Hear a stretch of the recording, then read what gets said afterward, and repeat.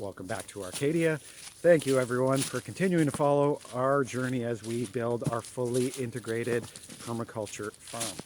This video is a little bit different. It is a year in the life of an Arcadia chicken because we think it's important for you to know where your food comes from and how the animal who laid the egg was treated and what their life is like. We joke around and we call it an all-inclusive chicken resort and spa, but it's really not. These girls are here to work, and besides the obvious of laying eggs, their other jobs include providing fertility for the farm through their manure and creating disturbance. So they act as brush hogs for us in pasture recovery, and a lot of what you'll see in this video is talking about pasture recovery and also pasture sterilization. So eating bugs, eating ticks, and finding a lot of their food on the land, because a lot of the things that chickens eat are things that also eat what we eat. So hope you enjoy a year in the life of an Arcadia chicken. What does a year in the life of an Arcadia chicken look like? Well, as far as chickens go, it's pretty good, we think. It's now the dead of February. It's early in the morning, doing morning chores, and about to let the girls out for their breakfast. Oh, sorry, girl.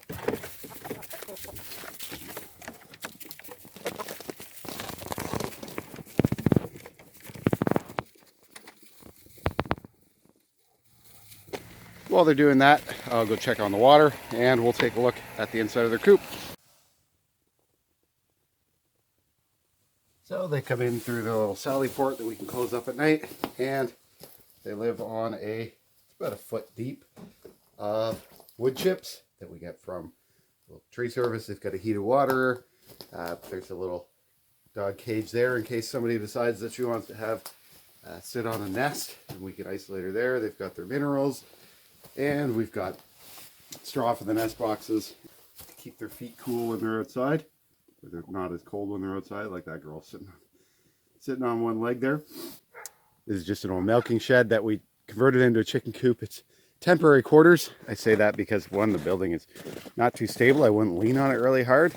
But two, we have plans to have them in greenhouses. But they do have a run. They don't use very much of it with they don't like the cold snow on their feet. But they come out here and feed them outside as much as we can. You can see a lot of them are standing on one foot because their feet are cold, and that one's had enough. She's going inside, stand on the wood chips. But it does keep them nice and toasty. It's certainly not the highlight of the chicken year, as you'll see, but it's a pretty good solution for keeping them clean, healthy, and warm in the wintertime. It's early April. Let's talk about growing our flock. So the girls you see behind me are new girls that we bought as ready to lay hens. We used to get day-old chicks and hatch them out, and that's really the safer way to do it than you bring almost grown chickens who are carrying who knows what sort of bacteria and pathogens and those sorts of things. They may be perfectly healthy.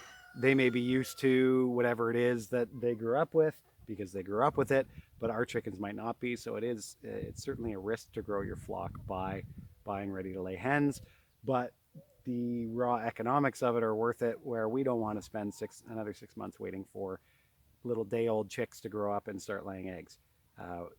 We did the math on it, and it just doesn't make sense for us, so we're taking the risk. So what do? We bring them onto the farm as early in the season as we can, basically as soon as we can stick fence posts in the ground, and they live out on pasture, and they're spending 30 days in quarantine here. And what do I mean by quarantine? It means that they have their own run and they are separated. You can see our main flock. Our main flock back there. That's our established birds. We keep them separated for at least 30 days. It's day 4 for these new girls at Arcadia, and they're adapting quite nicely. It was kind of funny on day 1. They didn't really scratch around, they didn't really forage, and now that's basically all they do. We teach them to do that by spreading their feet on the ground, and it encourages them to tear up all this old growth from last year. They break it up into little pieces that will compost much more quickly, and it will absorb their manure, but it also teaches them to be pastured chickens. So they're settling in quite nicely.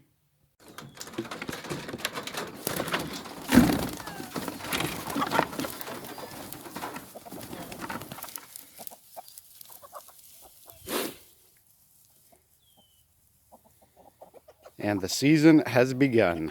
It's the 2nd of April, and we have the main laying flock on pasture. We put our chickens on pasture as early as we can every year. Basically, as soon as the ground unfreezes, usually start of April.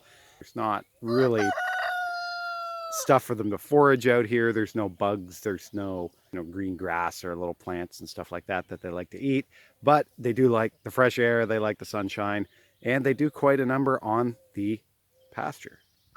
I say do quite a number on the pasture. It sounds like a bad thing. That's actually what one of their main jobs on the farm is to work over the pastures. So this is their winter paddock. So it's real worn out. We're going to plant pumpkins in here in the spring.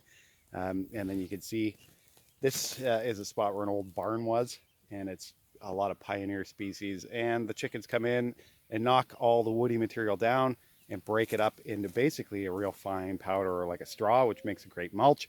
And then we seed other stuff into it, more desirable species like clovers and alfalfa and stuff that chickens can actually eat. It's now the middle of April, and the chickens have been on pasture for about a little over a month. And the new girls have been here for a little over a month. So now their quarantine is basically over, and now we're working on merging the flocks in a way that will hopefully minimize the violence, because chickens are very violent little dinosaurs. The two runs are right up against each other. They're having a good look at each other through the electric fence, but they can't really get at each other. And hopefully this will sort out a lot of the posturing and pecking attempts and those sorts of things before everybody's all in at once. Everybody's moving into that mobile range shelter, chickshaw. And then one night in the middle of the night, we'll just plop them in together. And we move them at night from one chickshaw into the other. And when they wake up in the morning,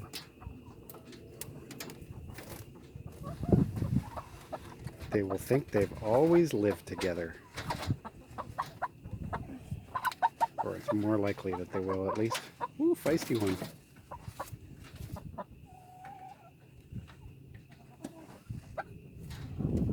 First light, because these guys are getting rowdy, and we don't want it to happen in the chickshaw.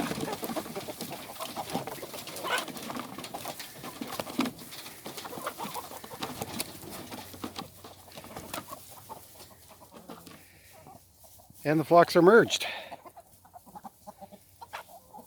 Oh, and Rufio's found himself a new object of his affection.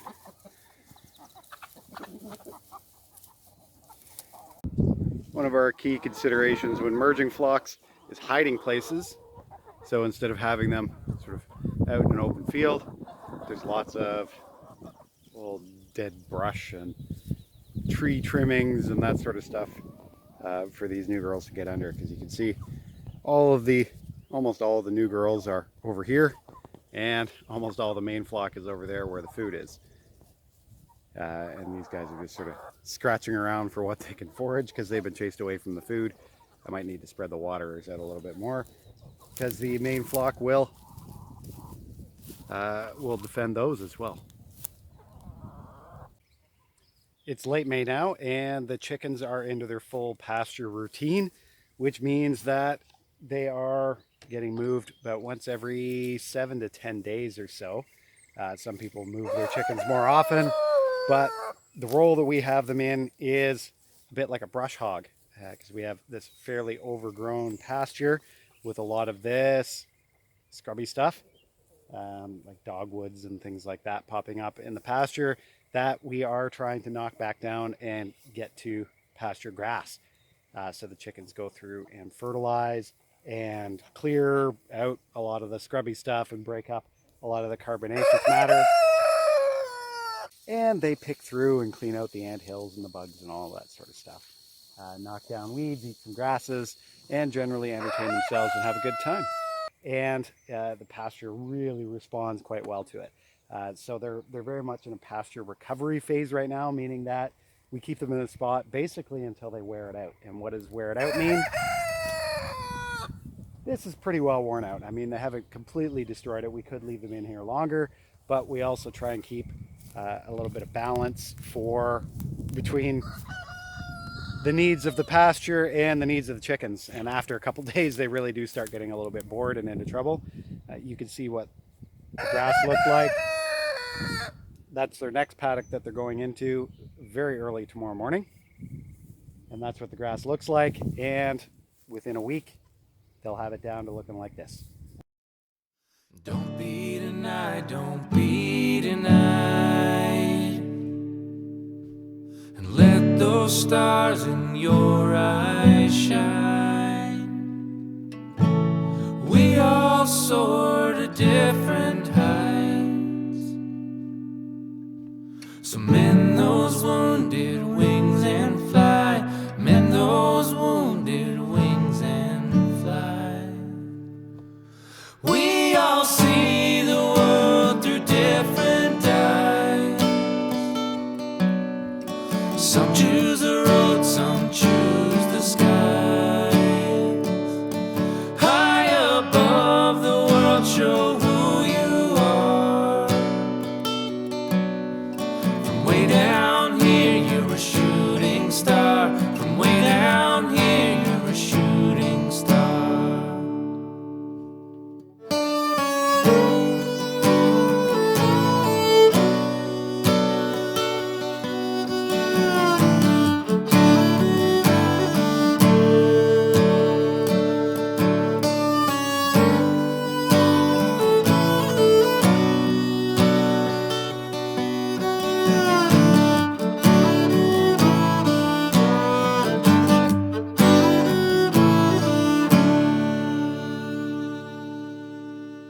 Don't be denied, don't be denied, and face those demons in your mind. We all fall from time to time, so mend those wounded wings and fly, mend those wounded wings and fly. We all see the world through different eyes. Some choose the road, some choose the skies. High above the world, show who you are. From way down here, you're a shooting star. From way down here, you're a shooting star.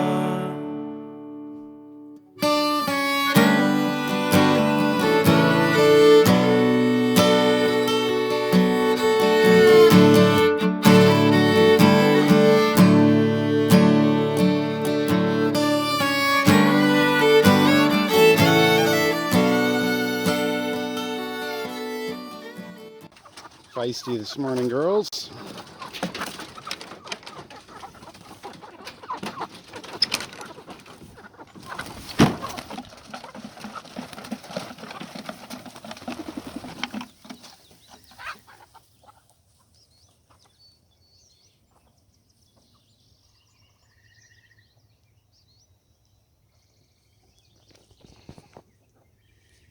The coop is a modified Justin Rhodes chickshaw design.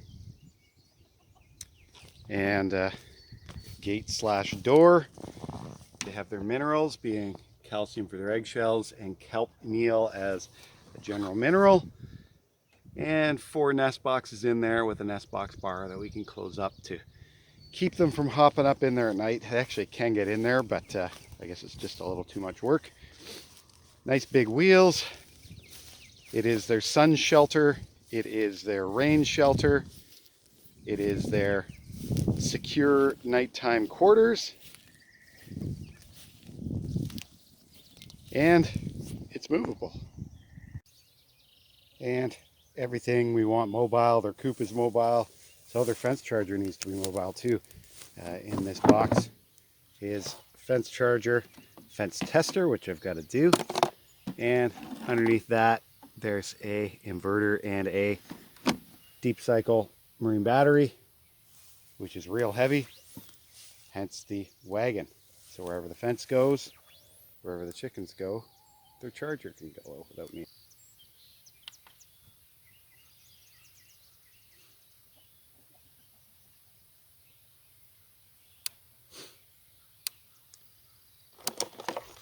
Battery's doing well. Put our ground for our charger in. Whoa. 7,000 volts.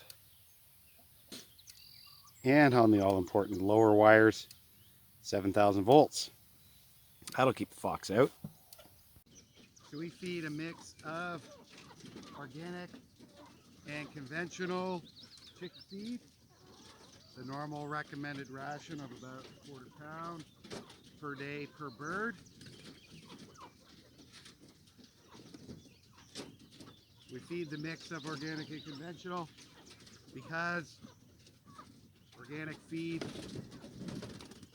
is what we want to feed them, but it's like $1 a pound, and our chicken eggs would be 10 bucks a dozen, and people just won't pay 10 bucks a dozen for chicken eggs yet. So we mix it in with conventional feed, which is like almost a third of the price.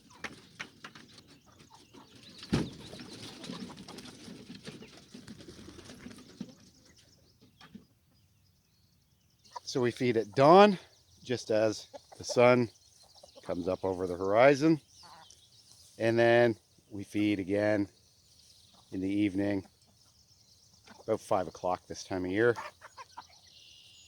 In addition to fresh air, sunlight, and exercise, the real key to getting the most delicious eggs is an omnivorous diet, because chickens are little dinosaurs. Toddler floor sweepings. Chickens are gonna love that. Raisins and goldfish. Chickens will like that. What's on the floor? Some old Cheerios. So every day they get scraps. Spoiled milk, no problem.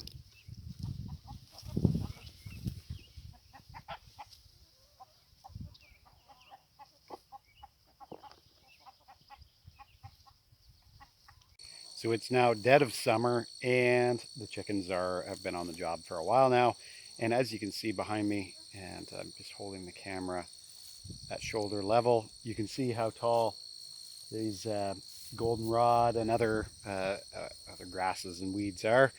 And when the chickens are done with it, looks like nice flat pasture. And I come in behind them with the scythe and scythe down the stuff that they don't knock down.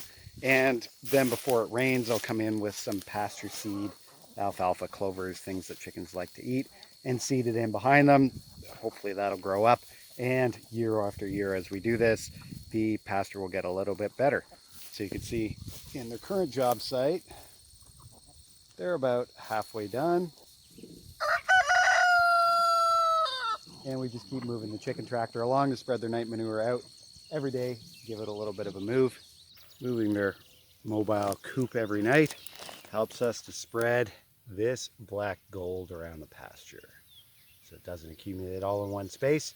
So we move the chickens instead of moving the manure. Here again, you can see the difference between where the chickens went and where they didn't go. And they came all the way around that other field, across through this field, and I'll just walk you through in fast motion, and maybe with a squeaky chipmunk voice for pleasure.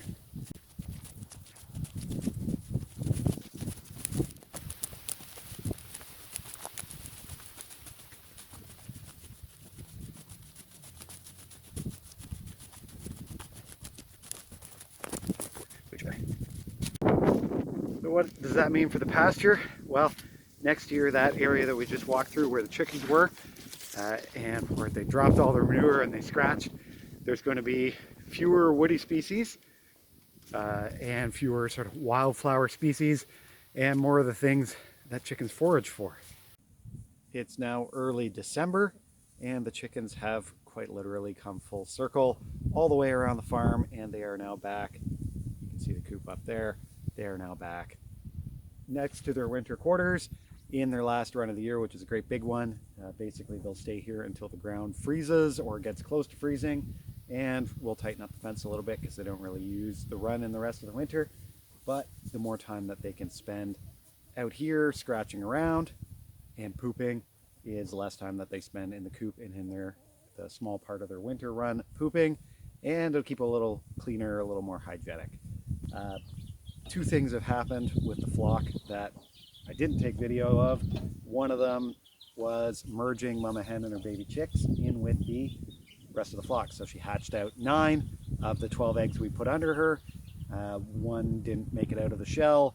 One didn't make it out of the first week. The rest of them, I'm hoping we have 5 pullets and 3 cockerels.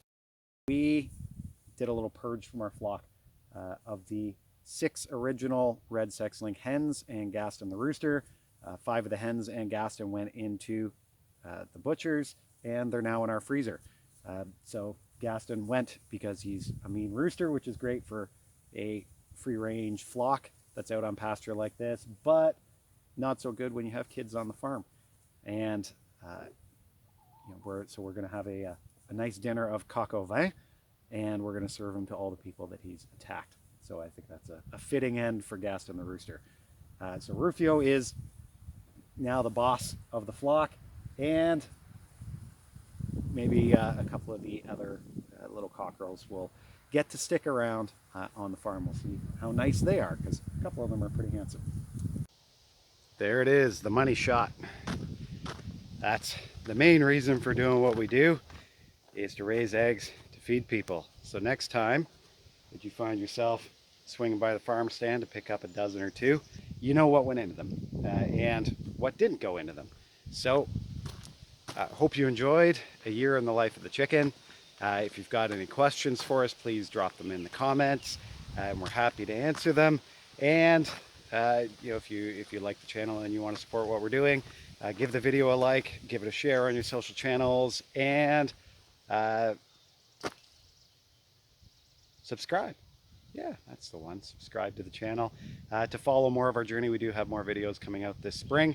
So thank you very much for your continued support and continuing to follow our journey.